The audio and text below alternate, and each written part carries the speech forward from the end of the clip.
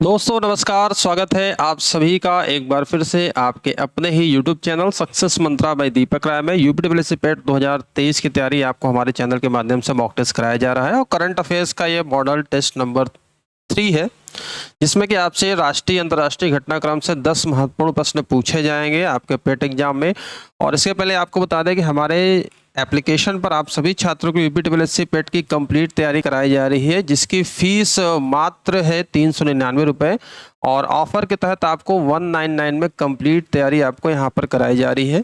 इसके लिए आपको पेट 23 का कूपन कोड अप्लाई करना है, एप्लीकेशन को डाउनलोड करना है, जिसमें कि आपको कंप्लीट रिकॉर्डेड क्लास मिलेगी, क्योंकि आप अपने अनुसार जो सब्जेक्ट जो टॉपिक, चाहे मैथ हो, चाहे रीजनिंग हो, चाहे आपका जीएस जीकेएस का पोर्शन हो, चाहे आपका स्टैटिक जीएस हो, इंग्लिश हो, सब कुछ आप देख सकते हैं एक्टिवेशन लेने के बाद। साथ ही साथ आपको जीके जीएस की e book, topic wise PDF notes, mock test भी दिया जाएगा। ऐसे 15 मॉक टेस्ट पीडीएफ फॉर्मेट पे डेली प्रैक्टिस क्वेश्चन कराए जाएंगे और करंट अफेयर्स के नोट्स भी दिए जाएंगे। लिमिटेड पीरियड ऑफर है। और इसके अलावा आप किसी भी एग्जाम की तैयारी कर रहे हो तो आपके लिए करंट अफेयर्स का सेक्शन बहुत ही महत्वपूर्ण है। यहाँ से करीब 40 से 45% क्वेश्चन आप बनते हैं, चाहे आप यूपीपीएससी दे रहे हो, यूपीडब्ल्यूएससी, यूपी पुलिस या अन्य state PCS examination, UPSC, SSC की तैयारी कर रहे हैं तो आपको करंट अफेयर्स की डेली, देखिए आपको पीडीएफ बैच है जिसमें पीडीएफ फॉर्मेट है, आपको daily current affairs with detail analysis, weekly current affairs, monthly current affairs और डेली करंट अफेयर्स जो बुलेटिन होता है क्या सुर्खियों में, वो आपको दिया जा रहा है। फीस मात्र 499 है और ऑफर फीस 99 है। कूपन कोड आपको लगाना है सीए और साल भर आप एक्टिवेशन ले सकते हैं। डेमो पीडीएफ हमारे एप्लीकेशन पर अवेलेबल है, आप जाकर वहां से डाउनलोड कर सकते हैं। और साथ ही साथ अगर आप आरओ की तैयारी कर रहे हैं तो complete live class, live batch यहाँ पर आपके लिए अवेलेबल है। आरओ प्री प्लस मेंस, जिसमें कि आपको निबंध का भी सेक्शन कवर किया जा रहा है, मात्र 499 रुपये में। सारी जानकारी वीडियो डिस्क्रिप्शन बॉक्स में है। अगर आपको कोई क्वेरी लेनी हो तो आप हमें व्हाट्सअप कर सकते हैं, हमारा व्हाट्सअप नंबर भी है, या आप कॉल भी कर सकते हैं। चलिए, और ये हमारा एप्लीकेशन है सक्सेस मंत्रा बाय दीपक राय, आपको नीचे वीडियो डिस्क्रिप्शन में लिंक मिल जाएगा या आप प्ले स्टोर से सीधे जाकर सर्च कर सकते हैं। तो चलिए, आज का पहला क्वेश्चन है, यहाँ पर देखते हैं।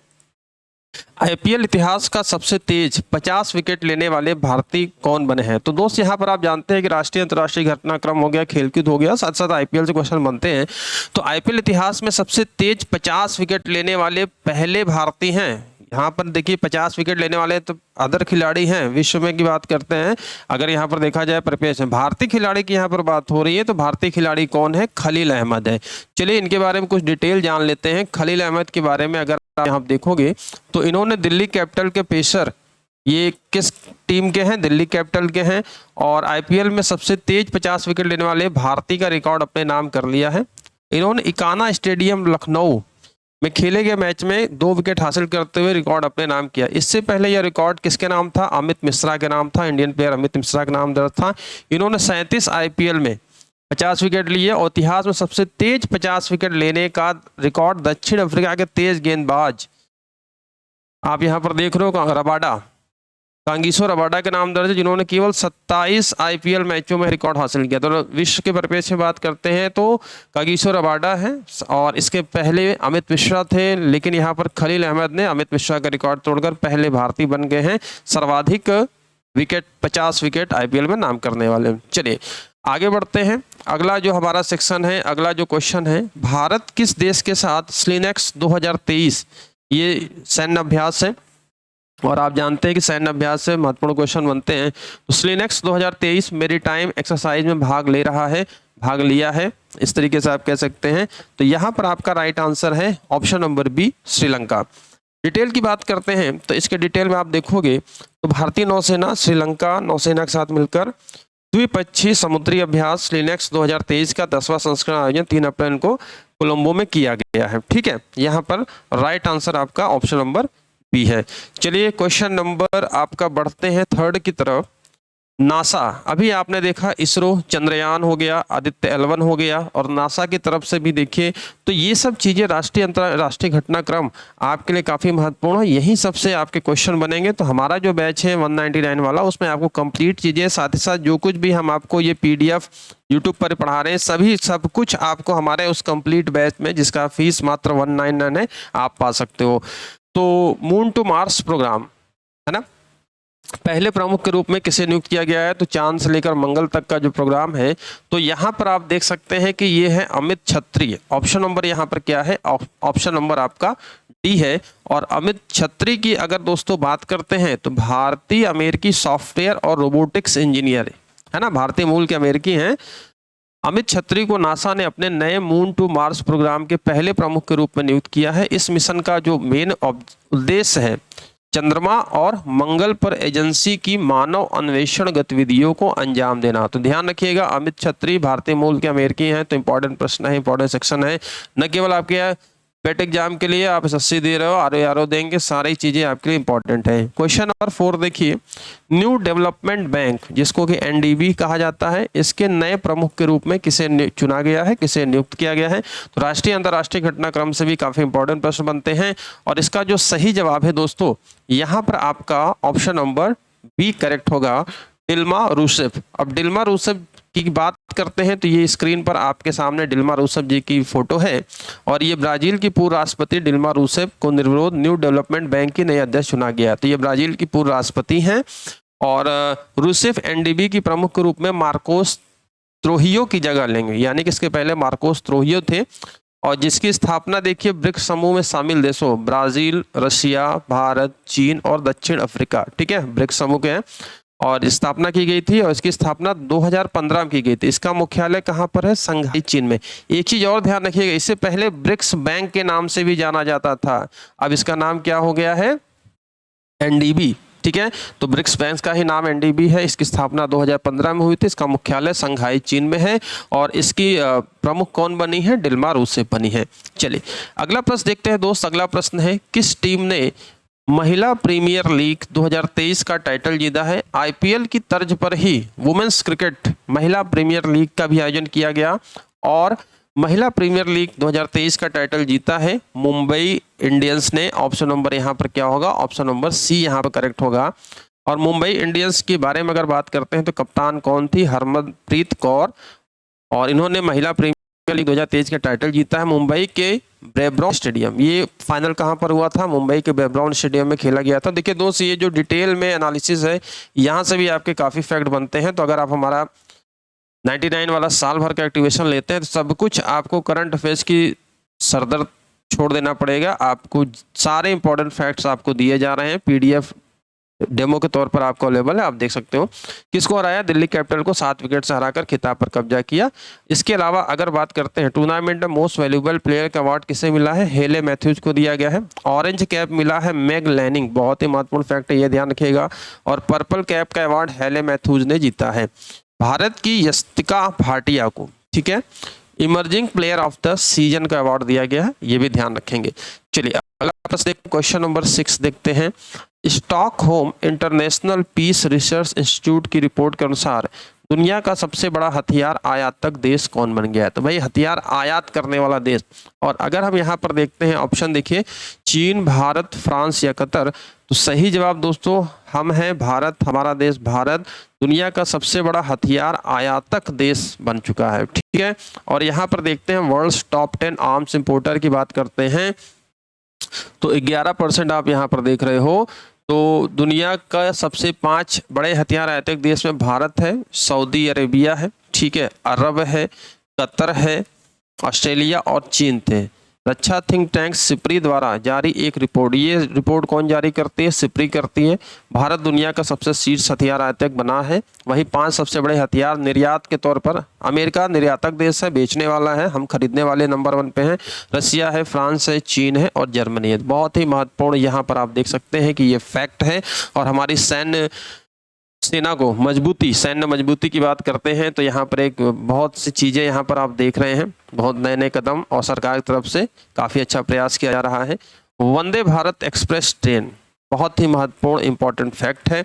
वंदे भारत एक्सप्रेस ट्रेन की पहली महिला लोको पायलट, पहली महिला ड्राइवर कह सकते हैं जिसको लोको पायलट इंग्लिश में कहा जाता है, पहली महिला लोको पायलट कौन बनी है?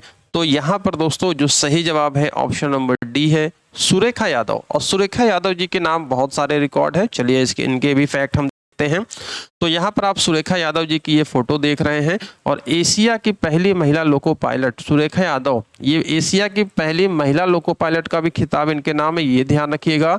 Semi high speed Vande Bharat express train की पहली महिला लोको पायलट बन गई हैं। और मध्य रेलवे ने बताया कि लोको पायलट सुरेखा यादव ने मुंबई से सोलापुर, कहाँ, मुंबई से सोलापुर स्टेशन और छत्रपति शिवाजी महाराज टर्मिनस के बीच सेमी हाई स्पीड ट्रेन का संचालन किया। इसके पहले यहाँ पर जो अवार्ड था एशिया की पहली महिला और 1988 में भारत की पहली महिला लोको पायलट बने थे। तो आप देख सकते हैं कि सुरेखा यादव जी के नाम बहुत सारे रिकॉर्ड है। भारत की पहली महिला लोको पायलट भी थी, एशिया की पहली महिला लोको पायलट, अब साथ ही साथ वंदे भारत एक्सप्रेस की पहली महिला लोको पायलट, है ना। तो 2011 में इनको ये एशिया का पहली महिला लोको पायलट बनने का खिताब मिला था। सुरेखा यादव जी कहाँ के रहने वाली है? पश्चिमी महाराष्ट्र क्षेत्र के सतारा जिले में, ठीक है, रहने वाली हैं। तो बहुत सारे इंपॉर्टेंट फैक्ट हैं और एक बार फिर से बता दें कि आप हमारे पेट 199 वाले बैच में जुड़ सकते हैं। एप्लीकेशन को डाउनलोड करिए या आप हमारे दिए गए नंबर 97 212 44 753 पर कॉल या व्हाट्सएप भी कर सकते हैं किसी भी प्रकार की समस्या होने पर। आगे बढ़ते हैं। वर्ल्ड एयर क्वालिटी रिपोर्ट के अनुसार प्रदूषित देशों की लिस्ट में भारत की रैंक क्या है? तो वर्ल्ड एयर क्वालिटी रिपोर्ट जो जारी की गई है और सबसे ज़्यादा प्रदूषित और भारत की रैंक क्या है, ये काफ़ी इंपॉर्टेंट है। तो भारत की रैंक दोस्तों 8वीं रैंक है, भारत का स्थान 8वां है। और जरा इसके फैक्ट में अगर हम देखते हैं तो स्विस फर्म IQ एयर कौन सी एजेंसी जारी करती है? IQ एयर एजेंसी जारी करती है। यहाँ पर आप नाम भी देख रहे हो। वर्ल्ड एयर क्वालिटी रिपोर्ट 2022 जारी की है। इस लिस्ट में टॉप 50 प्रदूषित शहरों में 39 भारतीय शहर है। आप देख सकते हैं कि 50 में से 39 भारतीय शहर है। और आंकड़ों के अनुसार सबसे प्रदूषित भारतीय शहरों का PM जो है 2.5 स्तर से 53.3 दर्ज किया है ना। 2022 में दुनिया का सबसे 8वां प्रदूषित देश है, जो पिछले साल भारत का स्थान 5 था।